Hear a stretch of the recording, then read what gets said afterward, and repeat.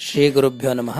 ಯಾರ ಮನೆಯಲ್ಲಿ ತಂದೆ ಮತ್ತು ಮಗನಿಗೆ ಭಿನ್ನಾಭಿಪ್ರಾಯಗಳು ಇರುತ್ತದೋ ಅಂಥವರ ಮನೆಯಲ್ಲಿ ತಂದೆ ಮತ್ತು ಮಗ ಹೊಂದಾಣಿಕೆಯಿಂದ ಇರಲು ಶನಿವಾರದಂದು ಹರಳಿ ವೃಕ್ಷಕ್ಕೆ ಹಾಲು ಮಿಶ್ರಿತವಾದ ಜಲವನ್ನು ಅರ್ಪಿಸಿ ಶುದ್ಧವಾದಂತಹ ತುಪ್ಪದ ದೀಪವನ್ನು ಬೆಳಗಿಸಿ ಇಡಬೇಕು.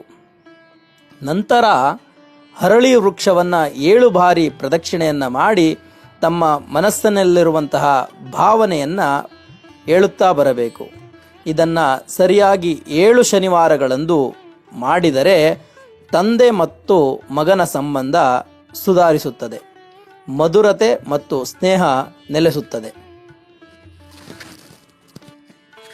ಅಥವಾ ಶುಕ್ಲ ಪಕ್ಷದ ಯಾವುದಾದರೂ ಬುಧವಾರದ ದಿನ ಅಥವಾ ಗಣೇಶ ಚತುರ್ಥಿಯ ದಿನದಂದು ಶ್ರೀ ಗಣಪತಿಯ ಸ್ತೋತ್ರವನ್ನು ಪಠನೆಯನ್ನು ಮಾಡುವುದರಿಂದ, ಗಣಪತಿಯನ್ನು ಪ್ರಾರ್ಥನೆಯನ್ನು ಮಾಡುವುದರಿಂದ ತಂದೆ ಮಗನ ಸಂಬಂಧ ತುಂಬ ಗಟ್ಟಿಯಾಗಿ ಚೆನ್ನಾಗಿರುತ್ತದೆ.